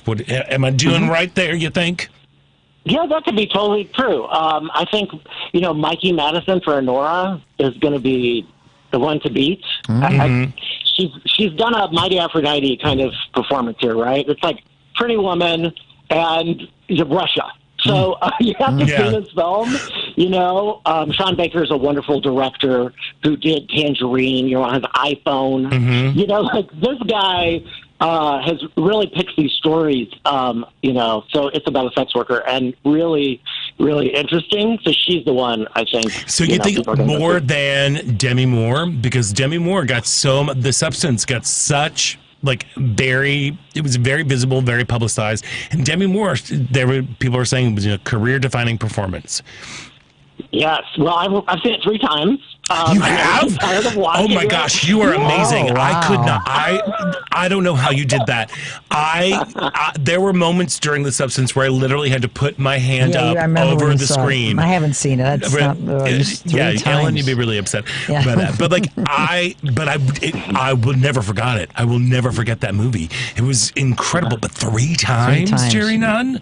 It's visually, it's shocking. It's supposed to stir emotions. That's how it works. Yeah. And Demi is so great in it. She really when you see it, she just gives it her all. And I love that Critics' Choice has the best hair and makeup, and I can vote for the substance over there because they don't have that for Golden Globes. Oh, so, yeah. Yeah, so that's definitely hair and makeup for me. It was pretty wild. What about you mentioned stacked, but best performance of a female actor in a motion picture drama? That is the really stacked categories we mentioned. Do you have a favorite? Because I haven't seen any of them, so I have no idea. But wow, what a lineup of nominees. Yeah, that's a tough one.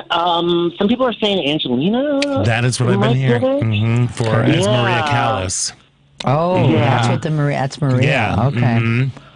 But also, there's a part of me too. The ones I have not seen. Have you seen? Clearly, you have The Last Showgirl with Pamela Anderson.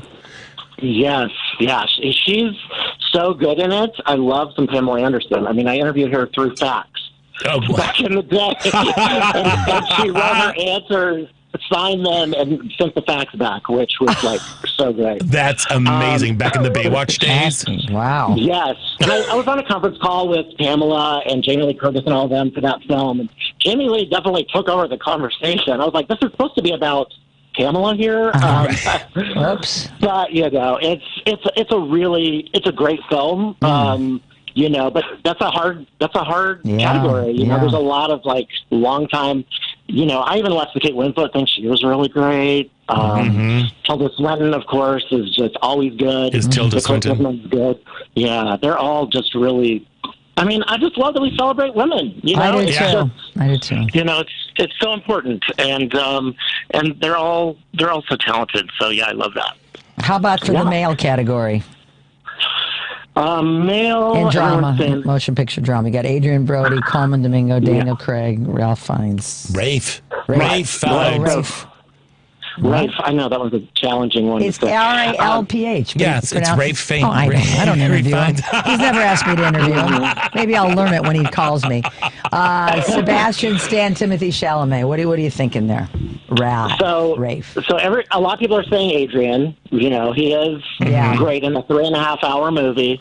3.5 hours? Yeah, it is an epic. Yeah. Ooh. It has a built-in intermission. Oh, good.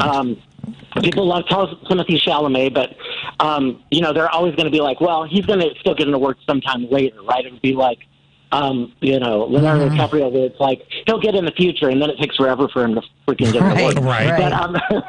But Timothy is really good in that.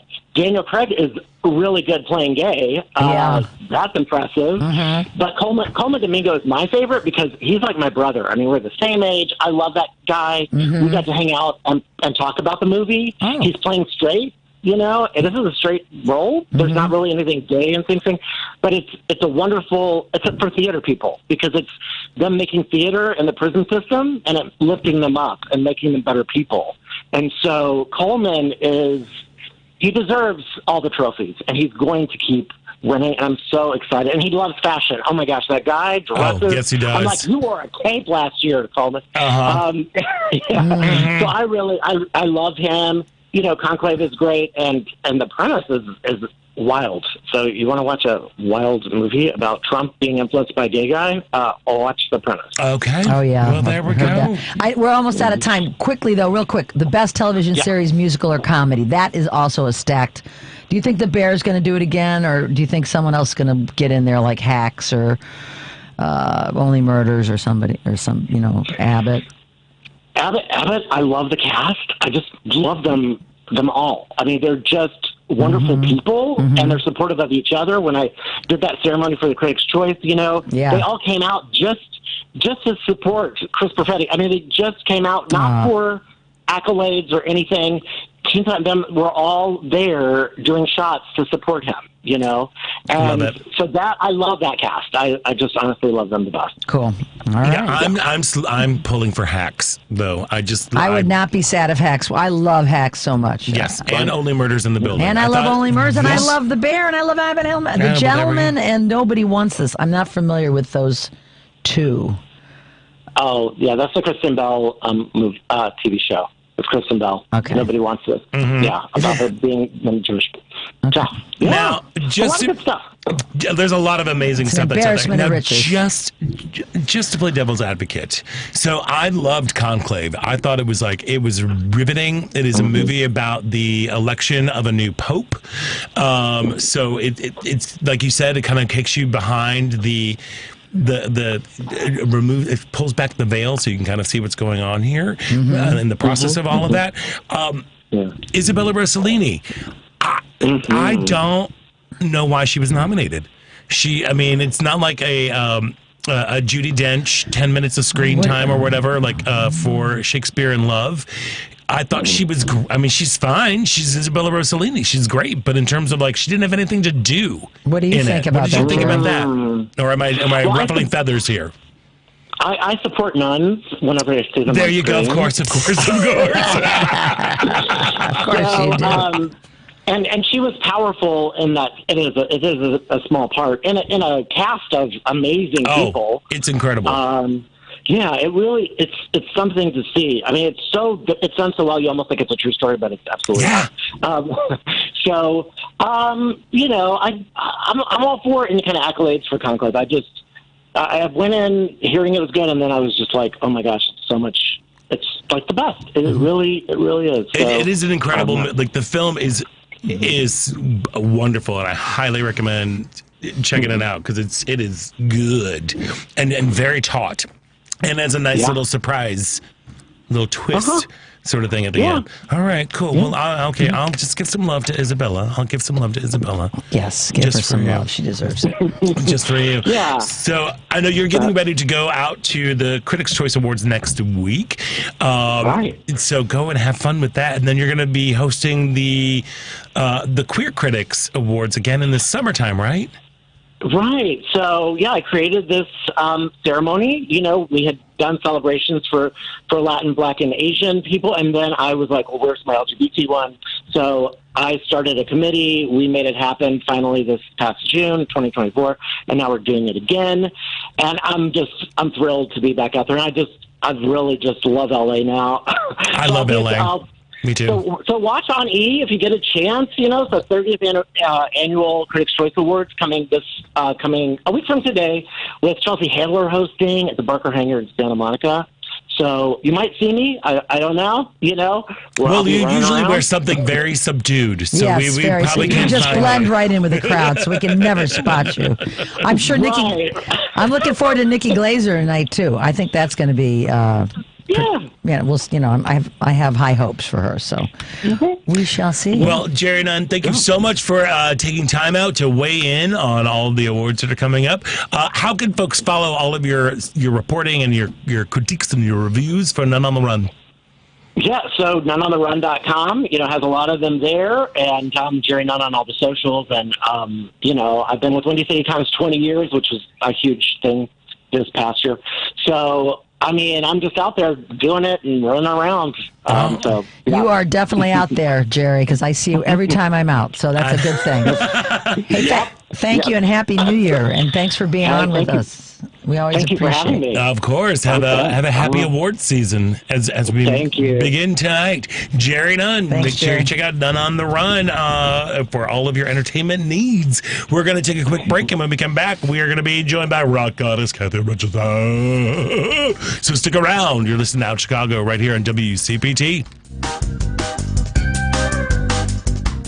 Choose Views with Richard Jew. Devin and Henry and Alex do such a great job for me and our show. And then, of course, there's Lady B and there's Paul and all the rest. They have to sit a lot. They've got to manage boards in here. They've got to go back to the other engineering room. And I've oftentimes said these guys, they get around on roller skate. But I looked up and Devin was shaking his leg. And I was like, you all right, man? He's like, yeah, leg kind of fell asleep. Because I thought he was over there doing a stanky leg dance. Richard Jew. Weekday mornings at 6. This is a WCPT Civil Rights Snapshot. We all know the story of Rosa Parks, but she was not the first woman of color to refuse to give up her seat. In 1884, Ida B. Wells was thrown off of a train after refusing to go to the back after buying a first-class ticket. After this incident, Wells began writing articles about the issues of race and politics in the South. Wells's articles also talked about her time being a teacher in a segregated school. which later led to her being fired. Wells later turned her attention to anti-lynching after 3 of her friends were murdered and hung before they could have a trial, even traveling down to the South, risking her own life to get information on lynching, taking her anti-lynching campaign to the White House in 1898, and wouldn't be signed into law until 1918. Wells was a fighter for so many women and people of color. Just a little something to think about when you get off of 290. Please stay vigilant about our civil rights. The fight is never over. Just now, another kid dropped out of school. There's one every 20 seconds. If we do nothing, 3.5 million kids won't receive a diploma over the next 4 years. But there is someone who can change that. You. United Way knows that kids who have a caring adult in their life are more likely to make it. So make a pledge. Tutor. Mentor. Volunteer to read with children. And the difference between a dropout and a graduate could be you. Take the pledge to volunteer now at unitedway.org. Brought to you by United Way and the Ad Council. Are you tired of talking to yourself? We can get you an audience on the radio. You can produce and host your own radio show on one of our 2 stations. Please call 773-792-1121. That's 773-792-1121 and ask for Mark. Limited space available. Wendy's $3 breakfast deal is a bacon or sausage egg croissant plus small seasoned potatoes for $3. It's the breakfast that don't miss. So if you did miss Wendy's breakfast, don't imagine fresh cracked eggs, sizzling sausage, crispy bacon, and block out those hot, buttery, flaky croissants. Croissants don't really make a sound, but if they did, for a breakfast that don't miss, Wendy's is that breakfast. Choose wisely. Choose Wendy's $3 breakfast deal. Limited time only at participating U.S. Wendy's. Select a request $3 breakfast deal to obtain discount. Not valid for a la carte or combo orders. Chicago's Progressive Talk, WCPT 820, where facts matter. Hi, this is Renee Taylor. You're listening to Out Chicago, WCPT 820. Welcome back to Out Chicago. Scott Duff here, Nella Miller, rolling along for show 2025. So we thought we'd rock the house with rock goddess Cathy Richardson. Hey! Hello, you're here! I'm here! I'm so What's excited. up? Usually She's with queer. Happy New Year! Happy New Year to you! How are you doing? I'm nuxing out. I'm good. Yeah? Really good. I love that. You've had quite a year, my friend. Jeez, have I? I mean, it was amazing. I can't even think of everything that happened. We went out with, well, first of all, I've been on tour with Jefferson Starship as the lead singer for the last... How many now? 17 years. I can't believe it. In March, it'll be 17 years. Holy smokes. You're going to catch up with Grace Slick's record. I've surpassed it. You've already surpassed it. Long surpassed I figured. Yeah, Hey, that Grace. No, Grace is a big fan, and she's so awesome. And, I don't speak to her directly, but I speak to her through her daughter, China, who's my good friend. And she's always like, Mom said this and Mom said that. She's sitting in her command central. Yeah, she's every like, time I think about that, she had like different TVs set up. Well, she just has a huge TV the size of this room, and she just sits there and smokes and paints with that giant TV, which is amazing. Whatever works. But come on, Grace. Yeah. So you're 17 years. 17 years, and we've been pairing up with other classic rock bands on the road, which has been really fun and giving us a chance to for years. It was a struggle when I joined the band. It was like, fans were driving us around in their personal cars, and we were really, really slumming it out there. And we've managed to build it back up to a point where we're playing arenas, and we're back on the tour bus. And we were out with Marshall Tucker Band this year for a bunch of dates, and we went to Europe and played with Deep Purple. And that's the second time we've played with them in stadiums. And it's just, it's so amazing. And just all the hard work has, people like, oh, well, you're the lead singer of Jefferson Starship. It's like, yeah, but it's not 1976 anymore. It's been an uphill battle, but it feels really gratifying now. Like we finally gotten it where it should be, and we're writing new music, and I'm going to be writing more songs with Grace for an upcoming record. That's a news flash. Yeah, again. I know you've got one tune that you had on your most recent record that the two of you collaborated on. Yeah, so apparently she's been listening to the record, and she really likes it, and she wants to write more, and she's been writing lyrics and stuff. So I haven't seen them yet, but I have to get on that because... Get on that. Yeah. But we've been having a break, this last month we've been off, and it's been kind of amazing. I've seen the videos online of you guys playing arenas and and the reception that you get. I'm just like, I'm all tingly for you when I see it because you've worked so hard for so many years, and it's a struggle for all musicians, even the most talented like Cathy. But to see you get those accolades all over the world has got to feel like, wow, you've achieved your goals. It's awesome. It's so fun. Yeah. And I've learned so much over the years too about it, even how to play an arena. Because last year we went out with Bret Michaels. He's the lead singer of Poison, but he has a solo band, and that guy is just one of the greatest frontmen of all time, and the energy he brings and the way he gets the crowd going, and he finds the person in the back row and connects with them. I mean, that's what it's all about. And being able to watch him all last summer just gave me extra juice to go out and know how to do that. And it's fun, and it really works. It does work. So I've got a question. As you're writing new music for Jefferson Starship, what do you... How do you approach that? Because it would be like, oh gosh, we got to do the 1976 sound, but no, this is us now. How do you approach that as you're writing new songs for such an iconic band? Yeah, I feel like the way we did this last one is we just kind of wrote as ourselves. And the first thing we did was get together as a band and just start jamming. And there was a microphone overhead, and we just recorded it, and that was what the basis was for a lot of the songs. And it was different people throwing out ideas, and then people joining in, and then I, in the case of the Grace song, she sent me lyrics. I grabbed my guitar and wrote a chorus.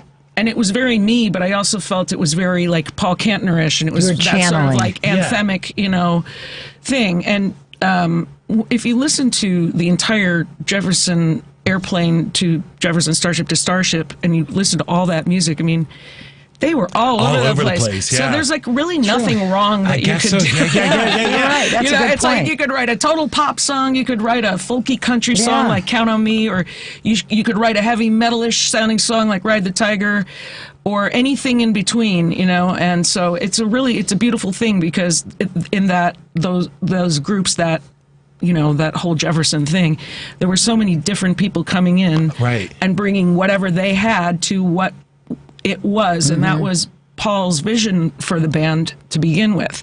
And he was always like, if somebody left the band, well, who's the next greatest person that we can get in here to fill that spot or to be that harmony? But never ever did they say try to be like Grace, they or try to sound like Grace or anything like that. It was always just like be yourself. Yeah. And so it's a beautiful, it's a great thing for me, because I have a lot to give. You can stay true to the original. You certainly do. Thanks. Yeah. Well, along with your work with Jefferson Starship, you also have your own band and your own music career that's doing. You've got a show coming up at City Winery on the 17th. Yeah. And this is kind of a last-minute booking, so thank you guys for having me on to help get the word out. Of course. For this show, and I've never done this at City Winery. I've been doing the show for the past couple of years called Goddesses of Rock, and it's just basically all my favorite artists that influenced me growing up: Heart, Janis Joplin, Pretenders, Fleetwood Mac, and then some other fun ones. And it's never been the same twice, so I might overlap some songs, but there'll be some surprises in there and some things I haven't done. That's why I took the list of artists off of the bio, because I'm like, well, I don't want somebody to get mad if I don't do Benatar. Because now I know I'm not going crazy. No, I saw all the list that I was going to give it to Scott for his notes, and I'm like, I could have sworn I saw the list of the artists she was covering on here. I changed it, and then for their Facebook ad, I changed it back because I'm like, nobody's understanding what this is. But it's like, Heart was my biggest influence growing up, but why? I wonder why. I wanted to be them. Who does not? I want to be a Wilson sister so badly. Those gals. Yeah, they're great. Rock. Yeah, they do. And they're really sweet, nice people too. Kathy's shared the stage with us. Weird, weirdness. But it's not that weird, I saw something on social media. This guy told his 11-year-old kid, "Hey, you can open for me at my show," and the kid was like, "No, really, no way." And then I was seeing this stuff about these kids that were dancers growing up, dancing to Beyonce, and how it was and how it's going and whatever, and they're actually dancing with Beyonce. And it's like that stuff actually does happen. And it's not that weird, but when you're a kid, it feels just so unattainable. It feels like you're on the outside of whatever that is. That's why you have to dream big. Right, exactly. Do you remember the first Heart song that you were like, what? Yeah, Crazy on You? Well, I remember specifically that my next door neighbor, Deareen Pauly, who was a few years older than me and still is, we were both playing, trying to teach ourselves how to play guitar, and she was in all this cool music, and I don't know why she would hang out with me, but we were both bored, I guess, and I'd be like, "What are you doing?" She'd be like, Come on, listen to this John Lennon, Frank Zappa, Cheech and Chong, and she goes, if you really want to hear some girls who can play guitar, you should listen to Heart. And she handed me the Dreamboat Annie album, and I opened it up, and I see like Ann Wilson in a wedding dress on stage, and like they're playing in a band with dudes, and I never had seen that before. I'd never seen that. It was like not even a possibility for me until I saw those pictures. And then I was like, wait, I think my sister has one of their records, and it was Little Queen. And that's the one where they're on the cover and they're like, it's their major label, and they're like just like styled, and she's holding a crystal ball, and they look like gypsies, and the men are like there, but they're out of focus in the background. Like they were so gorgeous and they were so striking. And then I dropped the needle down, and it was Barracuda. My head exploded. I said, "Are you kidding me?" And then her voice, and like I was like, I'm getting goosebumps just thinking about it right now. It was like, and then the rest of the record. That to me is the ultimate Heart record. That's a great one. And I worship these people, and I used to fantasize that they would come pick me up at junior high, come like dressed like they were on the poster, and with their kimonos and hair blowing, and like, "We're here to get Kathy. Just take me away." I don't know what happened after that, but it was like they were going to go on the road with them. And I ended up opening for them, meeting them, and becoming friends with the guys in the band that aren't in the band anymore. Steve Fossen and Michael DeRozier have a band called Heart by Heart, and they're mostly Seattle-based, but they tour all over. And my high school friend, Lizzie Damont, plays guitar with them. What? And this is amazing because we were in high school, and I'm walking down the hall, and I see this girl playing electric bass, and I stopped. I go, "Who are you? What are you doing?" This is in Hinsdale, Hinsdale Central High School, in 1985 or whatever. And she's like, "Oh yeah, I'm really into Yes," and I'm like, "What about Heart?" And she's like, "I don't really know their music." And I'm like, God. "Well, you really need to." And I told her, and she remembers that. I mean, we both remember. It was like a pivotal moment. Now she's in the band playing with those guys, and she's a phenomenal guitar player. That way is a better great than me. story. Yeah. Speaking of guitar player, that's phenomenal. Well, I mean, how would you like to treat us to a little I'd love something? to, but my lyrics were on my computer, and I lost the internet connection, and now I get. Oh well, why don't we could take a break? Can we take a why don't we take a break? We'll get ourselves technical, and everybody at home, you can go like, grab a cup of coffee, get ready. Get ready. Get ready for this whole thing, It's great. We'll take a little break. But hey, did you know that also, if you are listening out there and you want to listen live, you can listen to 8:20 a.m. on TuneIn or on the Heartland Signal website, or watch the live video stream on Facebook or YouTube. You can also tell Alexa, to play WCPT from TuneIn. So if you're traveling throughout your house, you want to make sure that you tell her to tune in because Cathy Richardson's going to be playing real soon. So we're going to take a quick break. When we come back, there is more Out Chicago right here.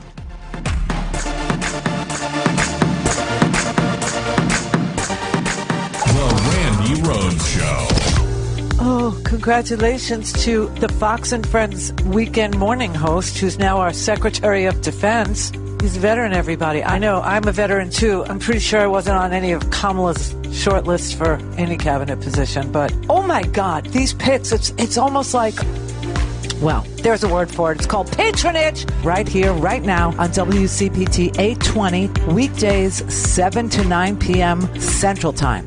Are you tired of talking to yourself? We can get you an audience on the radio. You can produce and host your own radio show on one of our 2 stations. Please call 773-792-1121. That's 773-792-1121 and ask for Mark. Limited space available. I'm Smokey Bear, and I made an assistant to help you out because only you can prevent wildfires. Hey, Assistant Smokey Bear. Call me Papa Bear because I'm grilling up dinner. Do you get it? Yes, good job. So, what should I do with all these coals? Don't just toss them out. Put them in a metal container because those embers can start a wildfire. I understand. The stakes are high. Ha, ha, ha, ha. Learn more at SmokeyBear.com. Brought to you by the U.S. Forest Service, your state forester, and the Ad Council. If you have ever thought about remodeling your bathroom but were worried it would take too long or cost too much, then stop worrying. Right now, Jacuzzi Bath Remodel has designed a collection of high-quality custom products and perfected the one-day remodeling experience so you can enjoy your new bathroom faster than ever before. It's a worry-free bath remodel from the most trusted brand name in the business, Jacuzzi. A jacuzzi bath system fits in your existing tub space. It's a no-mess installation with an amazing style selection, factory-certified installers, and a limited lifetime warranty. Call 800-826-9895. That's 800-826-9895 right now and get 50% off installations with no interest and no payments for 12 months. Replace that old bathtub today with a walk-in shower for a safer bathing experience. If you have lived in your home for over 15 years, it's time to remodel your bathroom. For a virtual or in-home appointment, call 800-826-9895. That's 800-826-9895. 800-826-9895. Because facts matter. You're listening to WCPT 820. I'm Jay Nair with Tricone Chicago. Welcome back to Out Chicago on WCPT. Stand up. And welcome back to Out Chicago. Scott Tuff here, along with Ella Miller, rolling along. Hey, you also know who is rolling along. Monday from 2 to 5, Joan Esposito is going to be back from her 2-week vacation. And her guests include Jeffrey Korn, director of the Center for Military Law and Policy at Texas Tech University, Terry Ross, executive director for the Illinois Legal Aid Online, and author Spencer Critchley. Live, local, and progressive is weekdays from 2 to 5 p.m. on WCPT 820. And no one else is live right now. What? We've got the one and only rock goddess herself, Cathy Richardson. Yes. Yeah. Wow. There we are. Cathy, you're going to be at the City Winery on the 17th of January. That's coming up. A couple Fridays. Our friend Andrea Darlis, who's sometimes on the radio, she just wrote to me that she bought tickets. Awesome. All right, there we go. So, come on. There's plenty of tickets available, guys. Come on, let's go. Well, why don't you give us a little tasty poo of what's to come? All right. Now, this is one I haven't done before, but I love this artist, as we all do, and she was recently inducted into the Rock Hall of Fame. Missy Elliott. It's Missy Elliott. She's not primarily known as a rock artist. It's Missy Elliott. It's what Dolly Parton.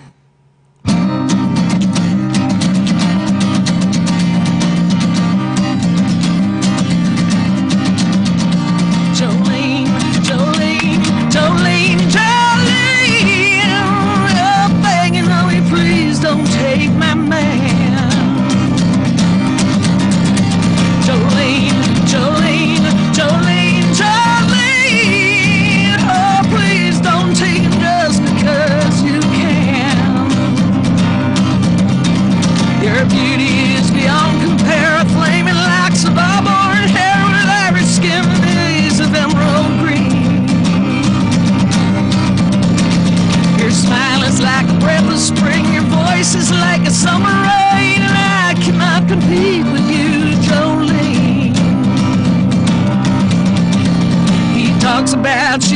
asleep. There's nothing I can do to keep him crying when he calls your name, Jolene. I had to have this talk with you. My happiness depends on you. Whatever you decide to do, Jolene. Jolene, Jolene, Jolene, Jolene. Oh, I'm begging of you, please don't take my man. Jolene, Jolene, Jolene, Jolene. Oh, please don't take him just because you can. You could have your choice of men, but I could never love again. It was he's the only one for me, Jolene. I had to have this talk with you. My happiness depends on you. Whatever you decide to do, Jolene.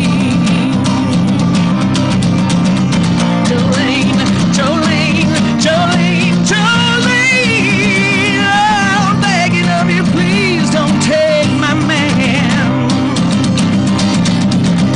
Jolene, Jolene, Jolene, Jolene. Oh, please don't take me just because you can. Oh, Jolene.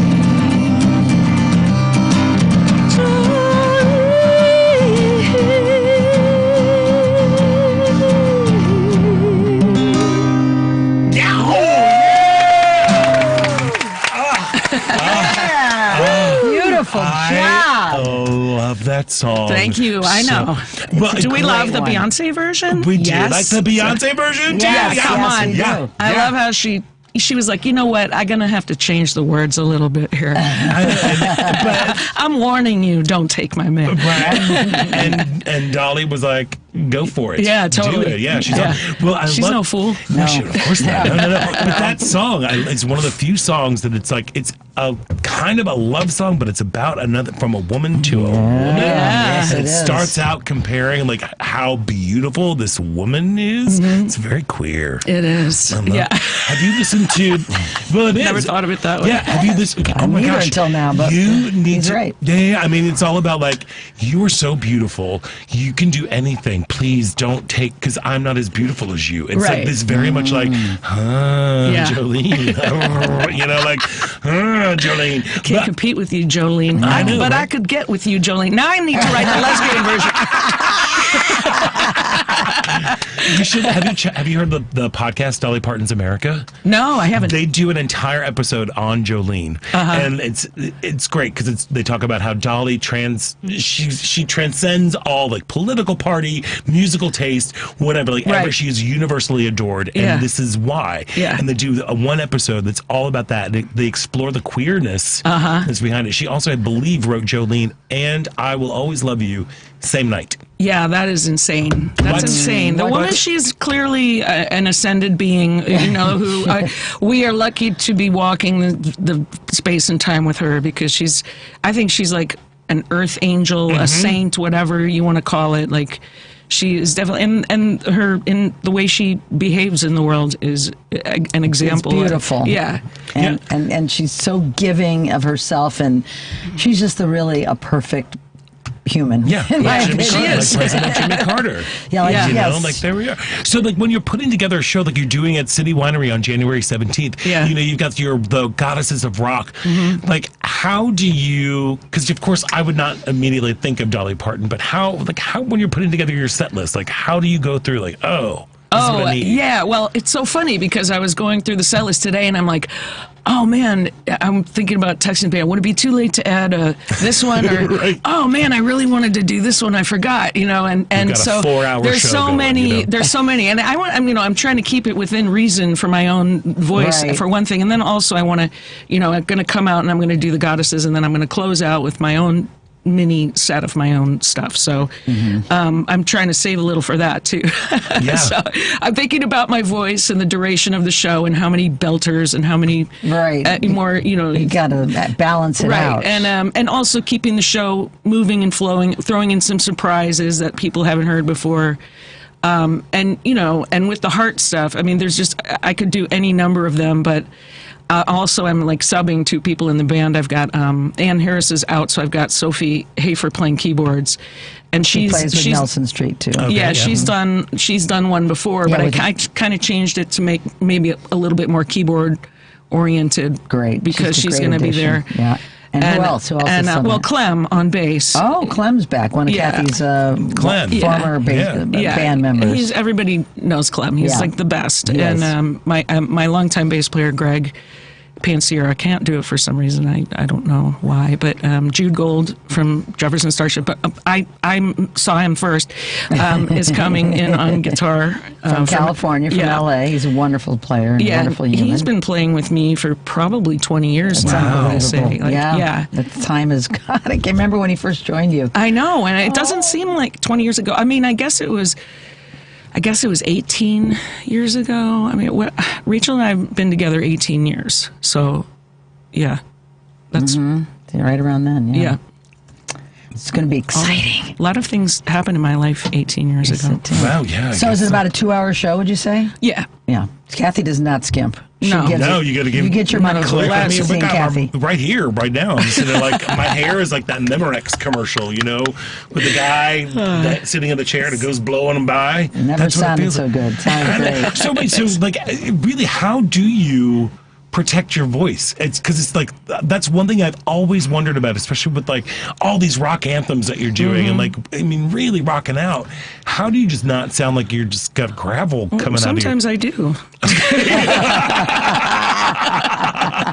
It just depends on the day, how tired I am. I mean, it's like hydration, rest are the two keys, and then so I used to do all kinds of stuff like that I don't even do anymore, and then my voice starts cracking. I'm like, what's going on? And I'm like, you don't do anything, So I got myself one of those nebulizers that it looks like a vape pen, but it's or like a vape pipe, but it's actually like steam, that you inhale. It's not hot or anything. It's just moisture. And I got one of those, and that really has been helping a lot. But I honestly take Advil before I sing. I drink a lot of water. And you have gum in your mouth, don't you? I do. Usually I do. I don't right now because I didn't have any, but it keeps my moisture. I noticed a few singers that do that. Yeah. I know, and I've seen people comment on it on videos and stuff. It's so distracting with that gum in her mouth. I'm like, you're not the only one. I've seen other singers too. It would be much more distracting if my voice was just in tatters. Right. Just let her do what she needs to do. I need to keep moist. To deliver, keep it moist. She's trying to keep it moist for you. See, again. Speaking of, can I have the water? It's okay. Thanks. Sorry. I think I drank your water. Oh, no, did you drink? No, I didn't. All right, good. There we go. It's okay. I don't have anything right now. That's what friends are. Are you gonna play? Do you have your harmonicas? Well, yeah, I do have some. Because I was thinking of doing one of the things that we're gonna do at the show. Oh, yeah. Okay. You know what it is? I don't know what it is, but this is Cathy Richardson. The one I'm going to do with you? Yeah, the one you're going to do. Okay, what key is it in? It's an A. Goddesses of Rock is going to be coming to City Line in Chicago on the 17th. We're getting a little sneaky peek. And there's Ellen Miller on the harp. I was going to work on this today because she informed me I'm doing it on the 17th. Rehearsal live on the radio. What could go wrong? All right, this is one of my favorite goddesses of rock, and I know Ellen's too. Chrissie Hynde, of course, of the Pretenders, and this is one of her greatest rock and roll songs of all time.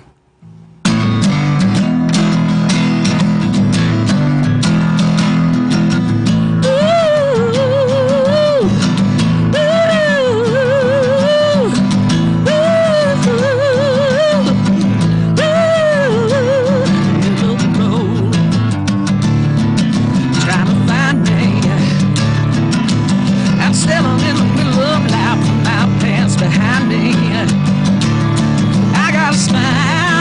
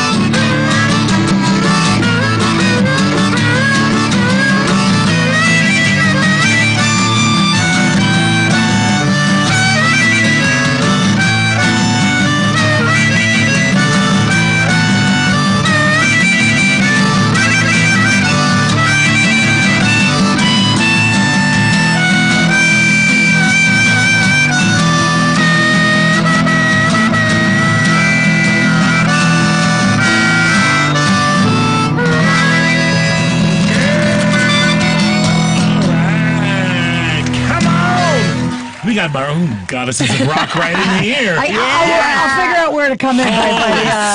You filled in the guitar solo. Okay, That's right. great. You got to practice it twice. This was amazing and incredible. That's going to be our show for today. I want to thank Jerry and Cathy Richardson. Thank you so much for coming. Thank you so much. Thanks for having me, Make Scott. sure you go get tickets. citywinery.com/Chicago. 17th. On the 17th. I'll be there too. Friday.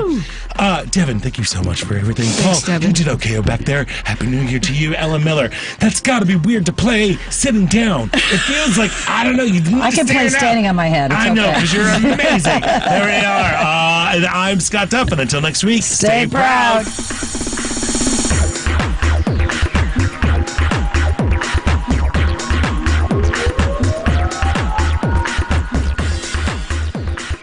Tom Hartman. Lori in Ocala, Florida. Hey, Lori, what's up? Hi, Tom.